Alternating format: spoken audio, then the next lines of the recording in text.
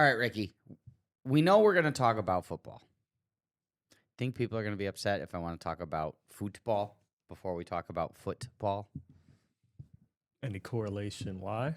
You saw the news today. I mean, UEFA not going to participate. Could you imagine a World Cup without the defending champion, Spain?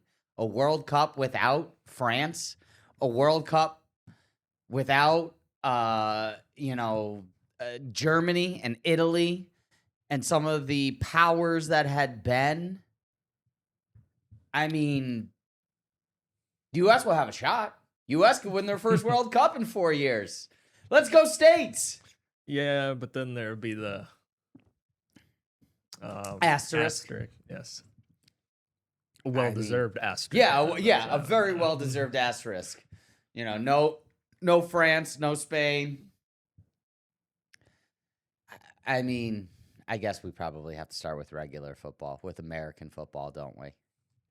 Yeah, I mean, we've got sound from all over, from Eagles press conference. You can keep it as politically correct as you would like, but we have to start with regular football because the World Cup isn't going on and Americans won't care about soccer again for another 3.5 years. Yeah, most people, Just say, you could say yeah. Yeah, unfortunately, the king football, as you call it. King sport. The chief sport here in the U.S., and it always will be, unless something drastic happens. But even then, football, especially in any PA, will always reign supreme over any. I'm not upset. I'm not either. I'm just it's factual. So, we want to start with the big guys, or we want to go to Bucknell? Let's start with Bucknell. You want to start with Bucknell? Yeah, you came in early. I like it. You came in early to Patriot League Media Day today. Got a chance. First year head coach Jeff Behrman. About 30 years of experience. 72-21 record, right around there. I can't remember if I'm 100% right on that, but he's won about 70% of his games. Coached at Holy Cross, John Carroll. Coached at Union, and is coming in with high expectations for the team, even though not so much high expectations, I guess, from the rest of the league, as Bucknell is predicted 9 out of 10 in the preseason coaches poll. But returning Sam Milligan, the preseason All-American. But yeah, got a chance to catch up with Jeff Behrman today as he was taking part in the Patriot League Virtual Media Day, along with Milligan and a defensive captain as well. Might as well let the man do the talking himself. We got sound from Jeff? Yes. Was he the first or second sound? I believe he would have been the first sound. So yeah, let's hear Jeff talking about what he had to do. Coach Behrman talking about what he had to do when he arrived on campus in January. Anytime you take over a program, this is the third one I've taken over now as the head coach. You gotta look at the roster. You gotta evaluate the roster. You gotta determine what is in the program at the time that you take it over, and then you quickly gotta assess your needs. I mean, that seems to be the case whether you're taking a program over or not now with NIL. I mean, in the transfer portal, it's like every year you're reassessing who your team is. I mean, a program, unfortunately, like Bucknell, you have a couple of breakout stars, and all of a sudden they're going to get some action at the FBS level and probably a little bit of cash as well. But one of the positions he didn't have to really do much assessing at, again, senior wide receiver Sam Milligan coming back. 56 catches last year, 975 yards, 10 touchdowns. He is a preseason second-team All-American, and we got to catch up with him as well about his excitement with the new the new coaching staff. It's really exciting to see a staff that pours as much effort and time and thought into our practice plans, into our walkthroughs, into everything that we do in the meetings. One of the things that Milligan and Behrman both talked about was paying attention to details and intensity, increasing the intensity throughout camp. So Bucknell predicted to go 9th, but I got high hope for the Bison. Yeah, anytime you're returning a player as talented as Sam Milligan, who got his start really on special teams. That's where he really made his impact felt early on. As both a gunner and return man, he was really made his impact there, decided to come back for Bucknell, and will probably be the team's leading weapon. I know early in the season he had a big game. I think it was like the first game of the season. VMI. He had 4 touchdowns in that game.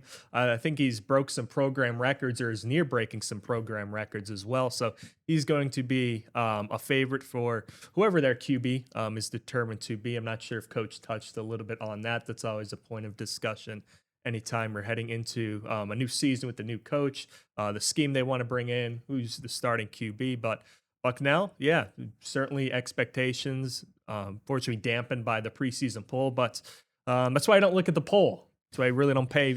I don't think the players really care about the poll. If you're asking them, they're probably, their job is to go out there, put their head down, deflate the noise, and sort of go out there and show what you can do on the field rather than whatever the preseason coaches poll or media poll says off the field. You got junior Christopher Dietrich at quarterback as well. You have a pair of sophomores, Charlie Lamort, and 2 freshmen as well coming in. So, I mean, I think ultimately Dietrich's probably got the inside track for the job and likely will be your day one starter. Yes, because I know Ralph Rucker was the... Yeah, and that's one of the things that the coach talked about was having to come in and replace a player like Ralph Rucker. Yeah, he had a big year last year, so yeah, that's going to be a challenge. The name sounds familiar as I remember us talking about him a while ago last year. But yeah, 2025 Offensive Player of the Year, all-time leader with 6,900 passing yards. So yeah, they're going to certainly have to do something to replace a talented player. And, you know, with a couple younger classmen in a QB battle, probably going to take place throughout these next couple weeks and as camp opens up. Yeah, camp opening up first week of August. And then Bucknell will take on Richmond to start the season. They'll play them on August 29th. That's on the road. They open up at home September 5th against Villanova. And Villanova's predicted as the #1 team in the conference. They are the preseason coaches poll #1 rank. So they are predicted to win this year's Patriot League. So it'll be a good test at the very beginning of the season, opening up the home schedule at least. And Richmond's always been good as well. Richmond's been a team that's always historically been a good program and has had a couple of trips to a national championship as well. Yeah, certainly a good test to start the year to see where exactly this Bucknell team stands. And I'm sure Coach is, again, ready to get out there. Pretty excited about the season. But yeah, starting off with 2 really quality opponents to sort of, I guess, test their steel, test where they're at, especially week 2 going up against Villanova, who's predicted to be the best team in the conference. Yeah, absolutely. So, I mean, might be a bumpy start, but that's what you want. You want to see how your kids handle adversity, test their merit, test their might, see how they bounce back from some trouble. But again, the man's won 70% of the games he's coached. He took a Union team that was 0-10 and within one recruiting cycle turned them to 10-0 and the conference champions. So he's proven it at the Division III level. Now it's just taking the step up and doing it here at FCS. And I hate to say this, and it's really unfortunate, and I guess EA stepping in, but you can no longer create FCS teams on College Football 27. So I will not be able to take the helm of Bucknell anymore and aid them into the FBS world. But I'm sure that that's not a concern for Coach. Unfortunately not. He's probably worried about winning his own games here yes. in the FCS. You never know, man. Coach probably gets down, gets a little practice in. Should ask them. I should have asked them. So, all right, let's take a little break here. We are going to come back, and, of course, we'll stay on the gridiron as the Steelers and Eagles practice for the first couple of days and get ready because we are less than 6 days away from kickoff of the NFL season. Unbelievable.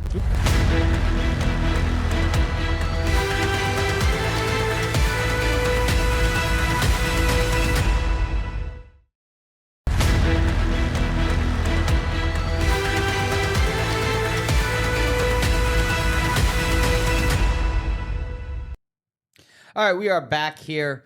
WBRE, WYOU 2822 Sports Night here on the 2822 new app, Now app as well. Streaming on Facebook Live, streaming on YouTube right now. Thank you for joining us, and please feel free to participate as well in the comments. Let us know what's going on in the NEPA and what you guys want to talk about or want us to be talking about as well. Then we got Little League going on tonight, which will be a good time. We got cross-cutters and rail riders both taking the diamond on the road. Again. Rail Riders got a big win yesterday in Iowa. Yeah, 4-3. They've taken the first 2 games now of the series. First time that Rail Riders have been in Iowa since 1990, which is crazy. Oh, they've had a good start. They won their first 2 games. George Lombard scored 2 runs yesterday. Marco Luciano hit an absolute moonshot. Yeah, he had a solo home run. I think an RBI single as well. Yanquiel Fernandez got them started early with the 2 RBI singles. So did you see that home run though? It was an absolute moonshot. I did not. I was writing the article. Okay. No, it was a moonshot. Like they have one of those big oversized gloves in left field, like how the Giants have in left field. It soared over that thing. That thing, I still don't think it's landed. He's hit some nukes. Because I know one of the games I went to, he had a big game. I think had a home run in that game as well. Is he getting a little attention, you think? I haven't heard much about him. I mean, I haven't either. Well, because it's been Spencer Jones, Lombard, and LaGrange. I mean, those are the top names, the trade deadline. And I mean, there's no way all 3. And at this time next week, there's no way all 3 are still Rail Riders. I wouldn't think they would be. Yankees got to make a move. Yeah. They're hurting. I mean, at this point in time, the Yankees could be closer to sellers than buyers, and the Yankees are not sellers. Did they end up beating the White Sox last night? Because I'm not quite sure. Because I know they blew a lead in the 9th because for some reason their catcher threw the ball down to third base. Yeah, I in the saw left field. No one knew why he did that because they were 1 out away from winning the game.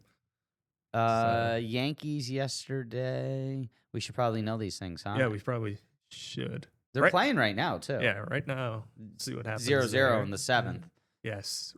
White Sox ended up winning 6-5. Yeah, I mean, like I said, they are in trouble right now. And I don't think the option of bringing these guys up to the Yankees is going to be what does it to get them back into this race. I think that necessarily one of these guys is going to have to get moved for a major league ready prospect. I mean, 61-47, the 3 games back of Tampa, obviously in the lead in the wild card by 6 games, but Boston is playing better baseball than New York right now. I think Cleveland's playing better baseball than New York right now. You look at the division leaders. Chicago certainly is playing better baseball than New York right now as they've beaten them. Yeah, they've had a really good season as well. So, I mean, I got the alerts up. Jeff Passan can let me know whenever. I have them up as well.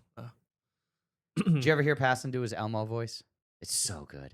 I don't think that's... Oh, it's so good. Passan does an incredible Elmo.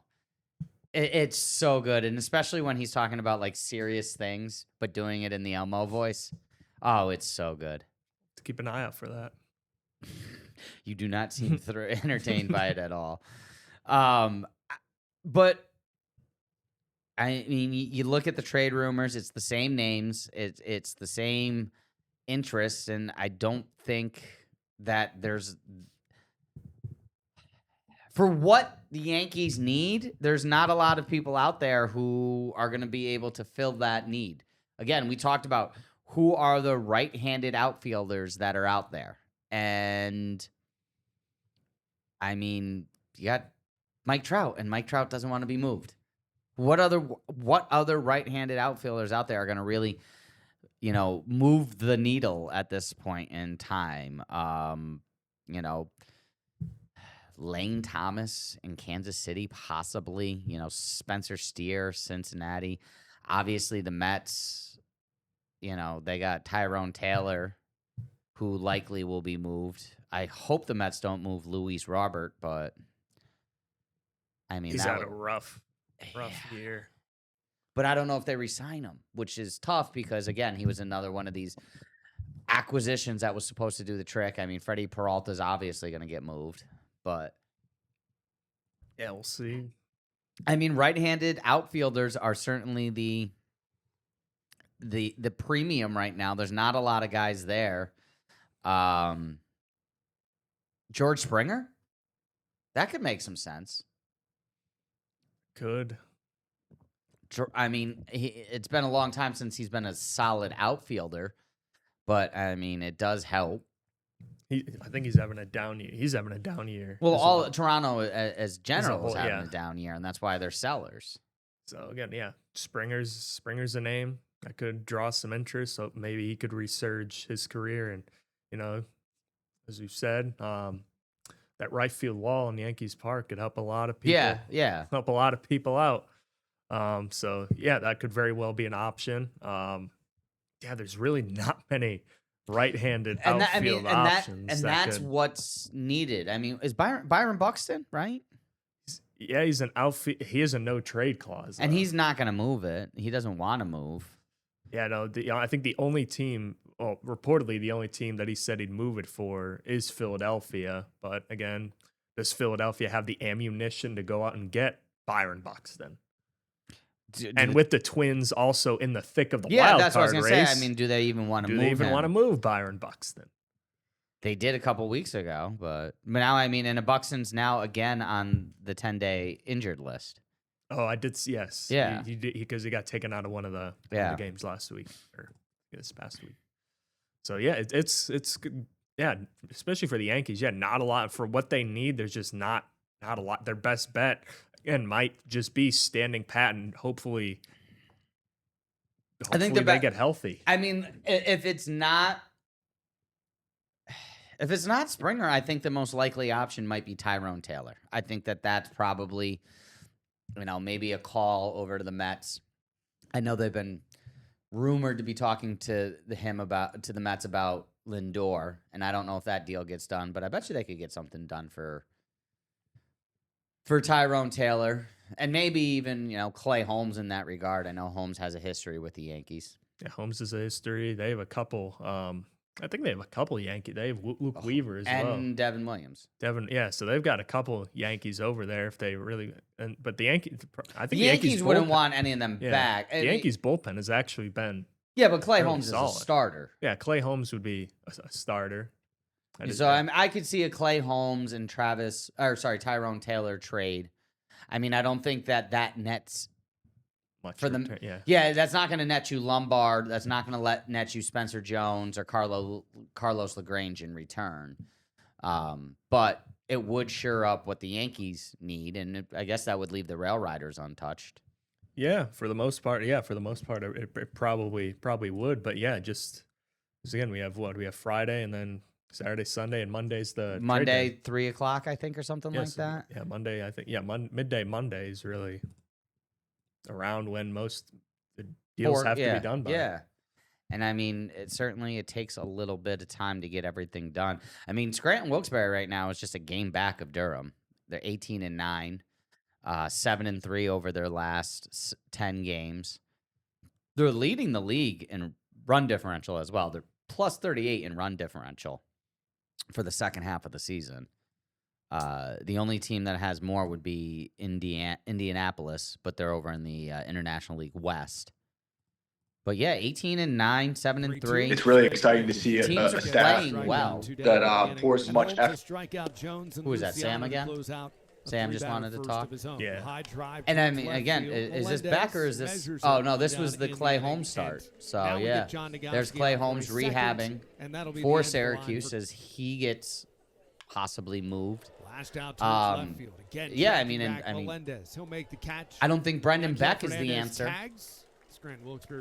No, certainly he had an opportunity and he did not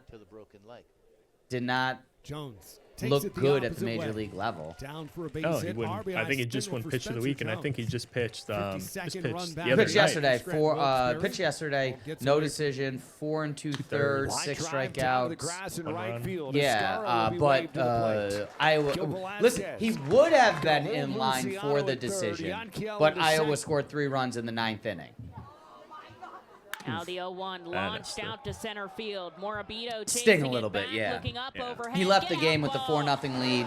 Or no, Blue sorry. Moon He left the game with a moonshot, 3-0 108 lead. off About Corona But or Iowa again something scoring 3 runs in else. the 9th inning. Unfortunately, Down the third the blown baseline, save fielded by the pitcher to equates a first. win It's for your Wild. closer Dukes and a no rounding, decision heading for. second. On the way from flip- oh, you Kennedy just flipped Corona, me. he's I heading didn't to the notice plate, and Some of these another error cameras for here. the Mets. Yeah, they come in here and they touch things. And then they don't put them back. It just Bummer Jr. no, drops this the one bunt just down. Picked I don't up know, by sometimes- Arroyo. I know Throws one of these wide days at I'm going to first come in base. and like Corona's actually gonna spend come some in to time score. and go Duke through Ellis line gets by third. line. 3-2, swing and miss. What day Holmes would that gets be? the I don't know. strikeout, 2 down Because in you the know inning. why? And Holmes will Because we have strike out football. Jones And football Luciano takes to up close out everything. a 3-batter first of his Very own. much High so. drive Yeah, from left so field. Melendez. we should probably take a break. yeah, And we're we at should about 20 probab- minutes. We should probably talk to the football players after this. Yep. We see- already did one segment of football, so people can't get mad at us. Yeah, we did some Bucknell. We did some Patriot League football. Yeah, so all right, so when we come back, we got Steelers, we got Eagles, we got everything you want. We are going to the league. All right, WBRE, WYOU, 2822 Sports Night. Going to return in just a moment. Make sure you tune in, download Amazon, Apple, Roku. We'll see you in just a second.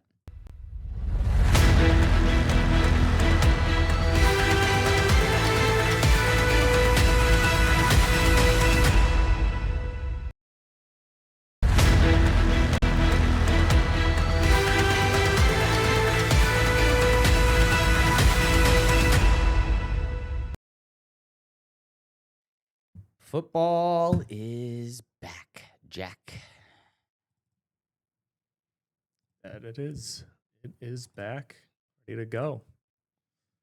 Didn't go anywhere, actually, to be honest with you. It's like, oh, football's back. Where'd it go? Nowhere. It's here all the time. Just in different forms. Just in different forms. You have the off season, now you have training camp, and then OTAs, mini camp, draft season. never fully goes away. You get a Madden? What? You gonna get Madden? Probably not now. No. No. Did you get college football? I still haven't gotten that yet. I just haven't been playing video games recently. I've been trying to get a little bit here and there. I've been showing it though. Feeling the baseball at the moment. The boys of summer, Yeah, still going with the Mets. unfortunately. Yes. I can't believe that again. My kingdom lies with the Knicks now. Something I never thought I would say in my lifetime. Let's go to Latrobe. You want to go to Latrobe, or you want to go to Philly? Well, we have some interviews from yesterday and today, both the Philadelphia. Yeah, they didn't do Eagles. anything on Monday, unlike the Steelers. So, all right, who we got? Who do we catch up with today? We have, I think, question each from Sirianni and Mr. Howie Roseman. Talked a little bit with Jalen Hurts, a little bit with Jalen Carter, Saquon Barkley, Lane Johnson. My man just got paid. He did. Talk a little bit about that in there. Quinion Mitchell, Cooper DeJean talking a little bit about adjusting with the young guys on defense and their looming contract situation. I was gonna say, Cooper DeJean's what, in his 4th year? Yes, going into his 3rd year. Okay, I'm just saying, like, how he's now a veteran leader in his 4th year. That's crazy. Yeah, so they'll be talking about that. Some of the offensive linemen talking about the new scheme. Jalen Hurts talking about the new scheme as well. Devontae Smith touching on a little bit of first day of practice. Him and Saquon Barkley talking about getting the wrinkles out of first day of practice. And yeah, like the first day of school they talked about. So they each Did talked they about pick out that. cool outfits then? That was like one of my favorite things about the first day of school. A new outfit. Yeah, Yeah. showing off the new drip. Yeah, It's making sure you got the Nike Elite socks. Nah, yeah. No, I don't think Nike. Oh wait, no, that I might was have been. that was yes, past that me. was Yeah, my- I was okay. in college for the elite phase. Definitely, we were the ankle sock generation. In fact, actually, it was the no show. The less sock you could show, the Got better. it. Yeah. Okay. Yeah, with ours it was the Nike Elite socks. Yeah, So, you got to show off the drip. I get that. I mean, Ours was all about what kicks you had on, what Jordans you got over the summer. That's fair. This is a little bit like that too, I guess.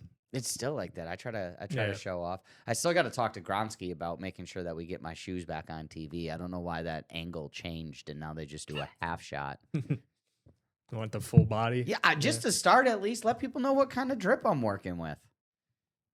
Got it. Yeah, you're making fun of me because the old man saying drip. No, I'm not. You're good.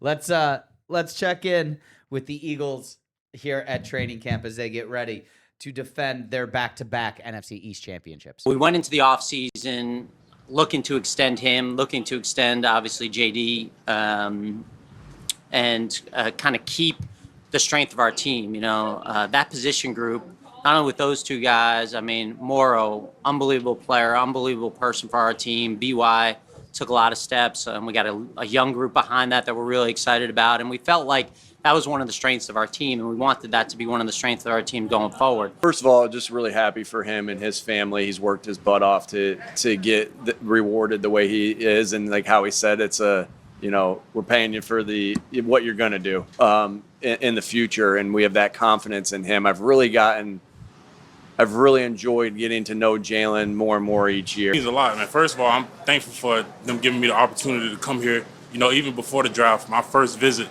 just having a conversation with them, I knew that it was going to be a lot of trust and love. And if I was able to get here, that it was going to go perfect and everything was just going to work out. And, I know we're here for the contract, and the contract is a reflection of the trust that the coaches, the players, the organization has in me. I think Coach is going to be just fine. He's got a lot of structure and a lot of intentionality behind what he does, and I think I'm at a point where I have to help him and be of not influence, not somewhat service, but kind of hold up my end of it as well because I've experienced it so much. I think the number one thing is the work and the repetition in getting opportunity to get that in. And so you go throughout the spring, you take it as it comes, you spend time with your teammates, you grow, you embrace every rep, you're intentional about every rep. Then you come back here and you kind of turn that process, you extend that process even more. So I'm not at the season yet. I'm taking this one day at a time here, trying to build with everybody and make sure we all on the same page. The number one thing with Mekhi, I see his heart and I see his hunger. And, it's a different place to have been in the league when someone's, like Mekhi's been in high school. So that's a different place for me. But to be able to fill those questions, answer those questions, and then provide the insight on what I see and just really learn each other. It was fun. Feels like first day of school. Getting back out there. I mean, just being around the guys again, going out there competing. That's what it's all about. You're going to have some mistakes on day one. You improve from it. But it's a blessing. We're out here playing a sport that we love and doing with a great group of guys. Yeah, a bunch of new faces, a bunch of new names. Our offense we're doing is entirely different. So under center, play action, wide zone, consistent with that. And so, I think for spreading the ball, I think there'll be a lot of that. Each guy getting more touches. So what I like about this, though, is that everything looks very complex to the defense. To the offense, it's pretty simplified. So obviously we got to pick up on communication and cadence and stuff, but it's very O-line friendly up front. Super important. It's actually amazing that they get to be out here right now, given what they've gone through in the past year, what they've been fighting through, and for them to be healthy to participate in training camp is obviously a great sign, and hopefully we can continue to keep these guys fresh and have them available for the season. I wouldn't put it that way. I mean, obviously we're running Marcus there with the first group, with the nickel group, Cooper with the base group. But Carter's doing fine too. It's competition. Yeah, it definitely helps. Having been in the system for, this will be my third year now. But we're still trying to evolve within our defense, try to do new things, expand on our, what we do in our coverages. So we're still learning. That's the biggest thing. That's what I love about Coach Vic. He's always trying to add things, and see what we can do, test our minds, out here on the field. Yeah, like I said, we ain't worried about contracts. We just trying to get better each and every day. But I love Coop. I love the young guys on the defense. So we just gonna keep getting better. Who are they talking about returning back on the offensive line? Lane's back out freshy. Yeah, they talked about Landon and Cam Jurgens Okay. both being back healthy. Okay. I think that's going to be the biggest key, and we've talked about this now for 2 days in a row. When Lane Johnson plays, they win. When that offensive line is healthy, they win, and Saquon looks great, and that's something that they just didn't have last year. Yeah, something Lane talked about, I think, throughout that press conference. He seemed really energized by the offense. Some of the reporters noticed a little pep in his step. Said the new playbook, what they're planning to run would be a lot more helpful for the tackles, for the offensive line as a whole. A lot more guards helping the tackles secure, a lot more perimeter-oriented runs. Talking a little bit about being able to stretch the defense, marrying the run and the passes. If you remember, Sean Mannion is now going to be their offensive coordinator coming over from the Green Bay Packers. So, and this is something I think Jalen talked a little bit in his answer. He's dealt with a lot of different offensive coordinators throughout his career. I think he's never gone with like 2 years. No, yeah, he's had a lot of transition. So yes, he said. I think he said he's like, this is something I'm going to have to help him out with. Translating from him changing teams and Jalen being so used to having new offensive coordinators each year. Said he's probably going to have to help him out. But yes, a lot of new faces, a lot of change going on right now within the Eagles organization, despite returning a very veteran heavy team, particularly on the offense. I want on the offense at key positions as well. Yes. I mean, they did lose A.J. Brown, understandably, but they bring back, tight end. They bring back a running back. They bring back most of the offensive line. They do bring back, one of their wide receivers. They bring back quarterback. They're bringing back both of their defensive tackles. They're bringing back, at least one out of the secondary. I mean, that's the biggest change is that 3 or 4 starters out of the secondary are gone. Yeah, that's what Vic's talked about a little bit about the safety rotation. They lose Reed Blankenship. Coop's been moving. He's, as we talked about yesterday, sort of that Joker type role. No, he's got to stay as the only white cornerback in the NFL. He cannot not be a cornerback. Well, I think he's probably gonna move around in that defense depending on. He talked a little bit about where he lines up in base, where he lines up in nickel. But right now they have Marcus Epps back there. Andrew Makuba, who they drafted last year, he's probably gonna have to take on a little bit bigger role as well. So. It's going to be an interesting Eagles defense. Jod Campbell probably taking on a bigger role as they lost, what's his name, to the Raiders. Their other inside linebacker. Blanking on his name. Oh, and they signed Greenlaw, and of course he's on. Nakobe Dean. That's who they lost. Yeah. The other prospect, the other kid out of Georgia. Yeah, I mean they had basically drafted Kirby Smart's defense. Very much so. Yeah. But who did I just say? Greenlaw? Or no. Not Greenlaw. Their edge rusher acquisition from the Eagles. From the Vikings. Grenard. Yeah, Grenard. He started then on PUP. Heard a pectoral, not torn, but injured pectoral. While lifting. They say it's not going to be a big deal, but again, he was their big 4-year, $100 million acquisition that's starting on the PUP list here. Yeah, that will be a concern and an area of concern for the Eagles as well. Last year, they made that midseason moves to get Jalen Phillips from Miami, ultimately lose Phillips to a lucrative new deal in Carolina. So yes, Grenard was very underrated there with Minnesota, a part of a really, really talented edge rushing room. They drafted Dallas Turner. He's probably going to take a bigger role there in Minnesota. They had Danielle Hunter there in Minnesota as well. And ultimately, it just got a little bit too packed, and they had to let someone go. And unfortunately, it was Grenard. The Eagles are getting a really, really good pass rusher there, and they're hoping that one of their other, Nolan Smith, steps up as well in that pass rushing room to give them a pretty solid duo on the outside. Do you think they missed Reddick at all? Did the Eagles miss Hassan Reddick at all? I mean, Hassan Reddick, to be fair, hasn't really played since he's left. Well, that's because he was a Jet. I mean, once you go to New York, that pretty much ruins your career. Yeah, I mean, I think they miss him to an extent, but I think, again, a player like Grenard, I think, is certainly going to help make up for that. This is a big year, I think, for Nolan Smith. I think he really has to show he's going to be a premier pass rusher for them, because outside of him, they have Jalix Hunt on the outside. They've been in communication about Brandon Graham possibly returning, but he's, again, getting older. So I don't think they miss him too much, but maybe a little. Last year, at least. Yeah. I mean, and he hasn't really performed to the level that he was demanding the contract of when he had that big year in Philly. Yeah. And then ultimately they just couldn't pay him. He went to the Jets. Unbelievable. I mean, listen, expectations are high. They are predicted to be the division winner once again. And I mean, the fact that they went back-to-backs first time in 20 years or something like that, close to it. That's something. Been a while. Yeah, been It's a that long NFC time. East. I don't think the Giants are there, despite what reports are that Cam Scatterbo looks at. Well, 100%. no, they're not there. They're not even close. They don't have their quarterback. They don't have a wide receiver because that dude can't walk. Their running back can't do a backflip and land it.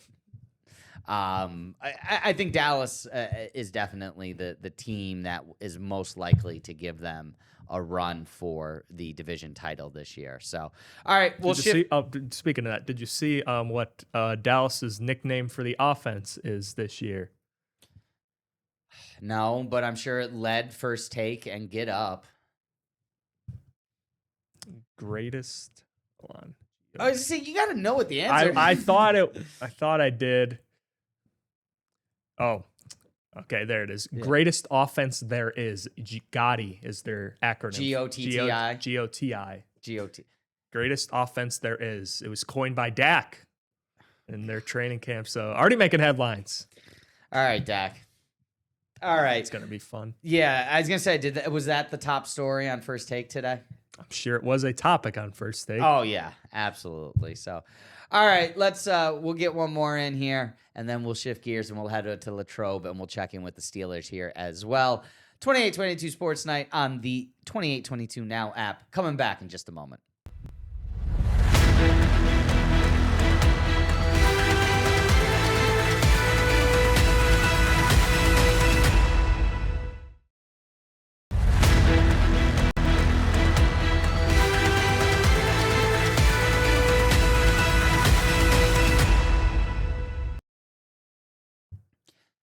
Dak, oh my God, that bothered me all during the break. Like, they can't get out of their own way. It's so July. It's so July. I mean, they got good players though. They do. But if they start stumbling, that quote's gonna be pulled out of the. Yeah. Stephen A. is gonna have the cowboy hat on. Yep. Steelers gonna make the playoffs. Steelers going to continue their over 500 record? I think they will. I know there's a lot of concern, but I think this team won 10 games last year. They got better offensively. They have an easier schedule.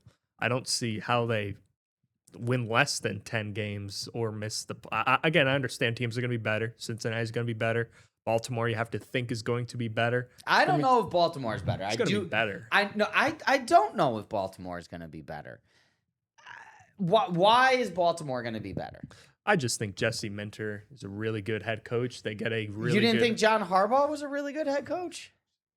I compare John Harbaugh in the same way I do Mike Tomlin. Great. Oh my God! Are they not the same coach? You Steelers fans are so entitled. Yeah, but are they not like? Do you know what I would do for any of those coaches? I know. Again, as I've said earlier, either Tomlin or Harbaugh, what I would do to have 17 years in a row of being above 500, 17 years in a row of going to the playoffs, or however many out of 17 they went. Like, I don't love. I'm not saying they're not good coaches. What I'm saying is, like, they get you to they're like James. They get you to a certain point, and they can't get you beyond that point. They're the Thibodeau of the NFL. Yeah, they're really good. They'll get you your regular season wins, but Listen, I guess with Harbaugh, you get a playoff win because he had he had a better QB situation than Mike Tomlin, but they never got to a Super Bowl. I not trying to purposely bring up the Knicks, but I understand it.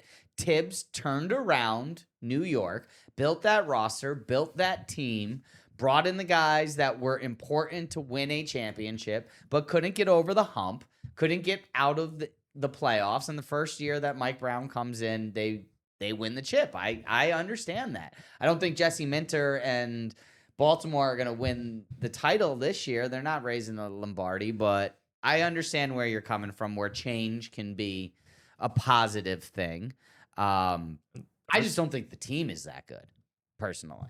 I just, when I look at the rosters across the board in the AFC North, I don't think necessarily there's a really standout roster for second place behind the Bengals. I think the Bengals are, with the acquisitions that they made on defense, I know they lost Trey Hendrickson, but I think Dexter Lawrence is better for that defense. Well, they just lost Shamar Stewart, their first-round pick from last year, to a knee injury. That did not look good. But I mean, injuries are going to happen. There's nothing you really can do about that. Yeah, but that's like a...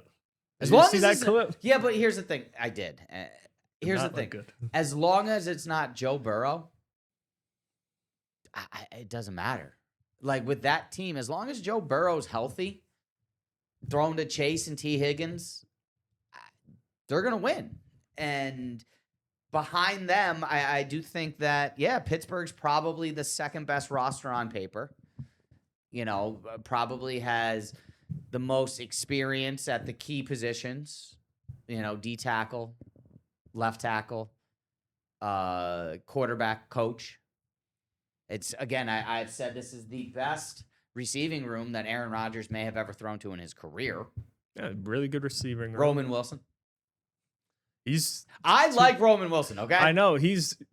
Again, I don't want to get too high on him. I think he has the most receptions out of any player in Steelers training camp right now. Listen, Roman Wilson's been one of Aaron Rodgers' favorite targets. He's one of those dudes that if he's ever a free agent in Madden, I always sign. I always pick up Roman Wilson. Good blocker. Yeah. Fits the mentality. Probably going to have to pick up a role in special teams as well because typically as a backup wide receiver, you can't I mean, it's not DK Metcalf and Michael Pittman aren't playing much special teams. Yeah, so they're probably going to have to pick up a role there. But see, the thing about the Bengals is it's always if Joe Burrow can stay healthy, and that just has not been the case. And like, do you look at their offensive line this year? Like they haven't really changed anything up front. They still have Amarius Mims, Ted Karras at center, Dylan Fairchild at left guard, Dalton Reisner, Orlando Brown. I still don't love their offensive line. The problem is, Joe Burrow, if he can stay healthy, great. But the problem has always been, I know. fact about Joe Burrow being able to stay healthy. Hence why they still have Joe Flacco on their depth chart. No way. As their second string quarterback. Oh my God, Joe Flacco's still doing it? He beat the Steelers last year. Yeah, he's what the Jets would. All you have to do realistically. The Jets could have had Joe Flacco for free, and instead we decided, oh my God, they're the worst. Yeah, their defense did improve, but again, we'll see what happens there. But yeah, Pittsburgh, it's been a lot of. I mean, again, that was the team last year as we were getting towards the end of the season. I mean, it was like, oh, what team don't you want to see in the playoffs? The Bengals. Okay, well, they're not going to make the playoffs, but I get that. But no, I mean, I think that's a dangerous team, and I don't think that the rest of the AFC North. I don't think dangerous is a word that would describe either the the Steelers, the Browns, or the Ravens. No, and again, I think the AFC as a whole isn't very. I don't look at the AFC right now and really. I think this is a wide open AFC. I think you look at there's holes on almost every big team. I think you could say that the whole league is wide open. Again, if the Seahawks I don't think the Seahawks are miles above everybody else. No, but I think you look at the NFC. I think it's a better conference. I think you have the Seahawks, you have the Rams, you have the NFC West as a whole. The 49ers will be good. The Bears are up and coming. Yeah, but if I told you this, if I told you that the Bears finished this year at 7-10, would you be surprised? I would be, yes, because okay. I think they have the most important position is at the QB. And when you have Ben Johnson, head coach. Yeah, I know. Ben Johnson's Caleb really Williams. They lost DJ Moore, but they still have enough wide receivers. They have, DJ Moore really wasn't. He was wide receiver 3 at the end. I mean, yeah, Zacharias had. Yeah, or was it? Or no, not Olumide Zacharias. Zaccheaus? Yeah, he got a lot of run. He was a favorite towards the end of the year into the playoffs, but I'd be surprised if they went 7-10. Would you be surprised if the Niners won 7-10? Especially if I told you along the way that Christian McCaffrey misses some time, George Kittle misses some time, just given Brock that Purdy misses some time. Probably because they're so prone to injury. I think they've got some holes on their roster. I think particularly in the secondary, I think is a point of concern. When Fred Warner went down, I think it really exposed them at inside linebacker. Their pass rush is always going to be a point of contention as well. So yeah, I don't think that surprised me if they went 7-10. Their head coach right now, their interim head coach right now is most famous for a viral video that shouldn't have gone viral because he sent it to a stripper at allegedly doing cocaine in the. I don't even think allegedly. He admitted it. Do you know what I'm talking about? I forget the guy's. He was the offensive line coach for the Dolphins at the time in Miami and recorded himself doing a powdery white substance off of his desk with the logo, right in the background, and how much he was in love with this lady of the night. And now he's the interim head coach of the San Francisco 49ers. Well, we'll see. America loves a second chance. America loves a redeeming story, a comeback story. We'll see how that transpires. Yeah. You do not want to get yourself in trouble. I appreciate it, Ricky. Nope. All right, let's get me not in trouble as well. We'll go to our last break and we'll come on back.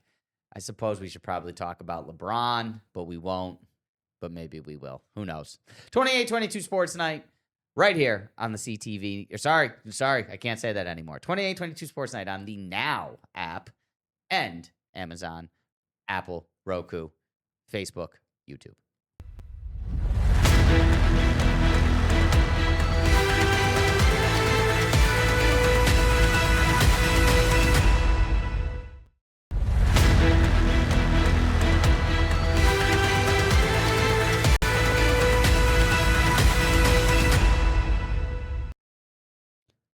Ricky, I almost forgot what day it was. Yes, it is Thursday. It is Thursday. It's almost Friday. Yep. I might have a weekend off in a couple of weekends. There you go. Shh. Gotta keep that quiet, though. Can't talk about it yet. Okay. Knock on wood. Knock on wood. There we go. Football's back in a couple of weekends, too. Monday. Yeah, we gotta figure out where we're gonna be on Monday. Yes, we do. Yeah, we gotta make some phone calls. So, all right. But I know where you were this weekend. Well, earlier this week, actually. And I know where Logan McGinn is going to be in a couple of weekends. Yeah, he's going to be at the PA Open. Yeah, August absolutely. 10th. All right, why don't you let us know a little bit about our athlete of the week, my friend? Yes, caught up with Logan McGinn, a 14-year-old golfer who's made waves, recently competed in the amateur tournament earlier this month and is now finished third in the PA Open qualifiers, where he will be on August 10th competing among the best golfers in Pennsylvania. 14-year-old Logan McGinn isn't having your ordinary teenage summer. McGinn has been busy golfing, most recently finishing third in the Pennsylvania Open qualifying round at the Schuylkill County Country Club. I just keep my practice routine the same, just stick to what I do pretty much every day, and hope it ends good. McGinn has honed that routine since he started participating in tournaments at the age of 6 and was on the greens with his dad before that. I picked up a club when I was 2. When I was born, he'd take me out like in the stroller, and I'd lay in the stroller and watch him play golf. His dad recognized from his very first tournament in Delaware that Logan might be a chip off the old block. He showed up there and it was some of the best 6, 7. 14-year-old Logan McGinn isn't having your ordinary teenage summer. McGinn has been busy golfing, most recently finishing third in the Pennsylvania Open qualifying round at the Schuylkill County Country Club. I just keep my practice routine the same, just stick to what I do pretty much every day, and but that's good. McGinn has honed that routine since he started participating in tournaments at the age of 6 and was on the greens with his dad before that. I picked up a club when I was 2. When I was born, he'd take me out like in the stroller, and I'd lay in the stroller and watch him play golf. His dad recognized from his very first tournament in Delaware that Logan might be a chip off the old block. He showed up there, and it was some of the best 6, 7. 14-year-old. Well, make sure that you are tuning in because we're having a little bit of technical difficulties. We do apologize to Logan, our athlete of the week here, but that is up on the 2822 homepage. You can check out 2822sports.com and our athlete of the week tab, and Logan McGinn's full story will be up there. Plus, we'll have some more tonight at 11. But I know you got out onto the green real quick before we get out of here. Ricky, what can you tell us about Logan? I told him on the when I was interviewing him, I wish I had your swing. That guy's a pure swing, as you can hear from some of those Nat sounds. When he makes contact with the ball, it goes flying, and I could only. I felt like I was jinxing him because he seemed to struggle a little bit early on, but texted his dad later, said, yeah, he finished third, 3 under to finish third in the qualifying round. But yeah, kid could play. He's got a bright future. Congrats again to our athlete of the week, Logan McGinn. How much time we got? We've got about 10 seconds. Okay, real quick story, 10 seconds. Nick Toma jinxed a no-hitter the other night, just as you said that. He's talking about jinxing and everything. Toma sits down for lunch or dinner, goes, hey, Zach, it's the 6th inning, and there's a no. You hear it as soon as he said the word. So we're back tomorrow, WBRE, WYOU 2822 Sports Night.